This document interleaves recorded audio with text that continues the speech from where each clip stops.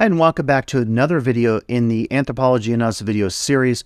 We're always here talking about ways of making direct applications of anthropological ideas to our everyday lives and not just allowing anthropology to be another abstract class that we take and maybe never have even an inkling to apply some of this to what we're doing beyond and outside of our anthropology classes.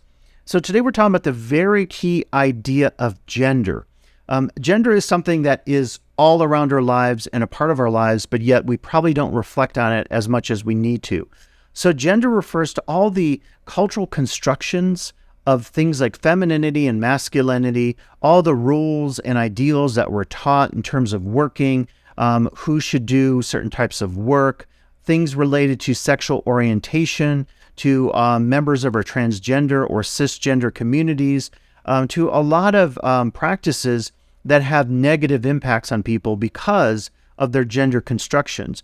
We will delve into the work of Margaret Mead this week, who in her amazing work in Papua New Guinea many years ago talked about all the diversity that she noted in terms of gender in a relatively small and somewhat isolated space in Papua New Guinea. And I often use that case study to say, if there's all that gender variation in a relatively homogeneous area, part of the world, and relatively small area, imagine all the gender diversity you see in New York City or Los Angeles or even here in South Lake Tahoe. So it's a great opportunity this week to be more critical about something that unfortunately has a presumed naturalistic foundation. People often do what's called essentialize, where they assume if you're a man, you must act one way, or if you're a woman, you must act another way, or if you're a person from a particular gender identity community, you must act in particular ways. We call that essentialism, and we say that that essence can define you in what sociologists call the master status and lead to very negative implications in terms of your everyday life. And this is one of the most important, and I would say impactful, conversations we need to have this week as we apply anthropology to our own gendered lives. Anthropology is the study of humanity, and one of the key themes in this field is the study of gender.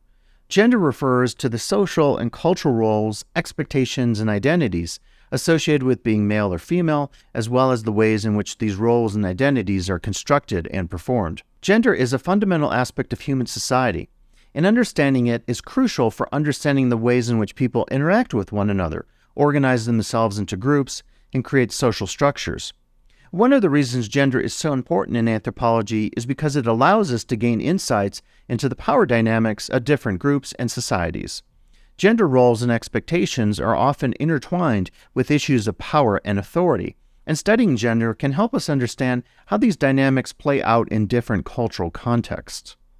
Gender is also important in anthropology because it allows us to explore the ways in which different societies construct and maintain their cultural identities. For example, gender roles and expectations can be used to reinforce social hierarchies, preserve traditions, and resist outside influences.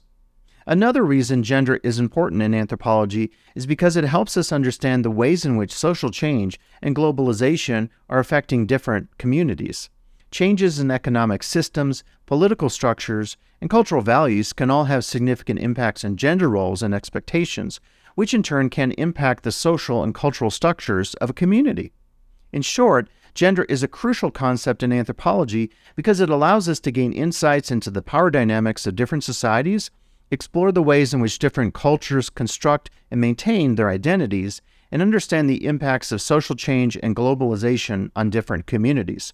So if you're interested in anthropology or in understanding the ways in which gender shapes our societies and cultures, I encourage you to explore the world with curiosity and a willingness to learn more about gender roles and expectations in anthropology. That's going to be it this week here, looking critically at gender. Again, this is a concept that is foundational and omnipresent and so important in our everyday lives, yet because of its negative implications and ramifications, it can have some of the worst possible outcomes and effects on all of us. And so great opportunities for us to think more critically this week about gender, to have conversations and maybe uncover some of the so-called naturalistic foundations of gender that we discover are actually cultural and even political constructs.